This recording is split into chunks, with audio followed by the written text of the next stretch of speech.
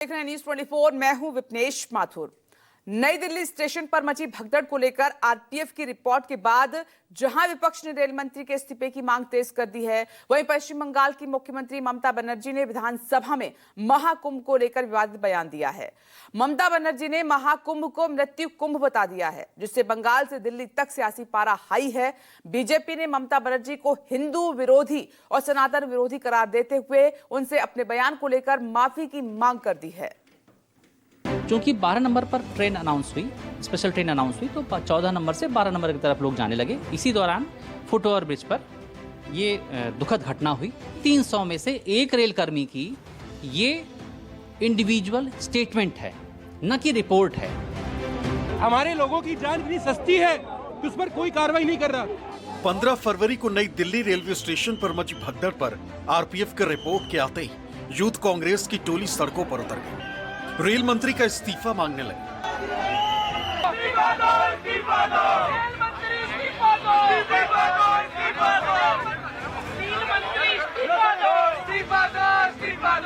दरअसल आरपीएफ ने अपनी रिपोर्ट में कहा है कि भगदड़ में 20 लोगों की मौत हुई, जबकि रेलवे ने 18 मौत होने की बात कही है। आरपीएफ के रिपोर्ट के मुताबिक रात 8:45 पर यह अनाउंसमेंट हुई कि प्रयागराज के लिए जाने वाली कुंभ स्पेशल ट्रेन प्लेटफॉर्म नंबर 12 से जाएगी।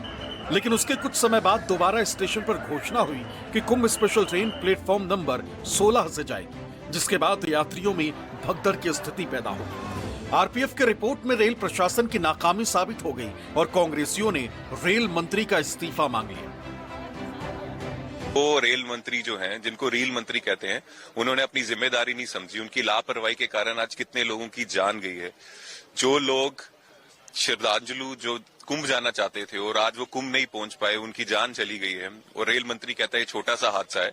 तो मैं ये पूछना चाहता हूं रेल मंत्री से कि जो लोग, जिनके परिवार के लोग मरे हैं, उनके घर वालों से पूछो ये छोटा सा हादसा है कि उनकी पूरी जिंदगी बर्बाद होगी इस कारण, आपकी गलती के कारण।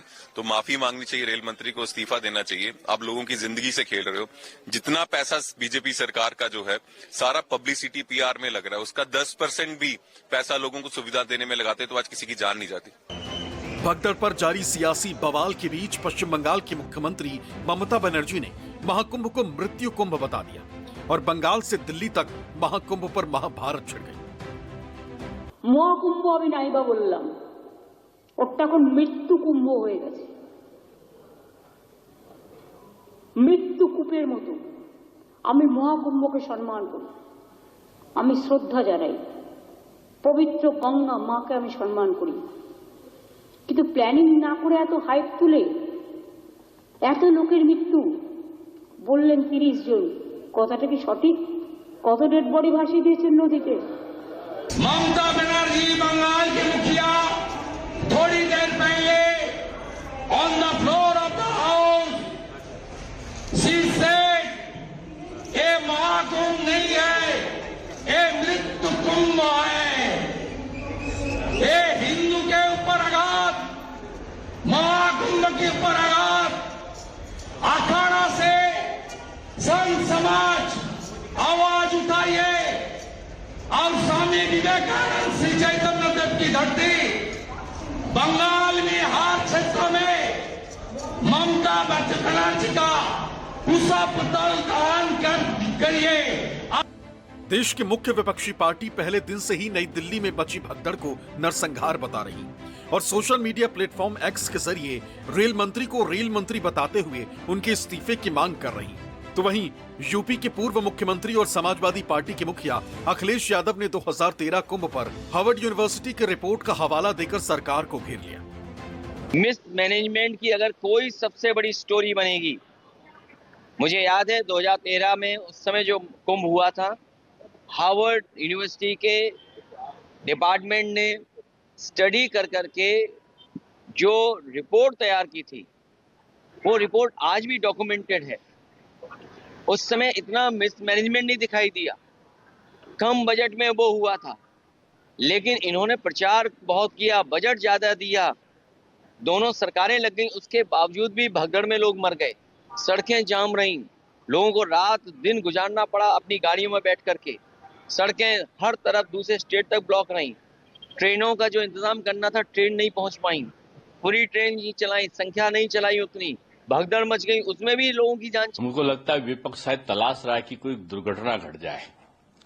अगर सुव्यवस्था बनाने के लिए कोई नीति का नियोजन किया जाता है, संगम की तरफ से लोग एक साथ ना जाए, सरकार इसके लिए कोशिश तो करेगी ना। अगर रास्तों का डायवर्जन करती है, किसी चीज को थोड़ी देर के लिए रोकती है, तो ये व्यवस्था का एक पार्ट है। और शायद इसीलिए इतनी सफलता के साथ आज 54 करोड़ लोग स्नान कर चुके हैं। मैं कहूंगा कि सत्ताधारी बीजेपी प्रयागराज महाकुंभ की व्यवस्था को अद्भुत और अकल्पनीय बता रही है, लेकिन विपक्ष पूछ रहा है कि अगर सचमुच व्यवस्था सही है तो सरकार भगदड़ में मारे गए लोगों की लिस्ट क्यों नहीं जारी कर रही? आखिर बार बार भगदड़ क्यों मच रही है? क्या इतनी सारी मौतों की जिम्मेदारी किसी की भी नहीं है? Bureau report, news 24।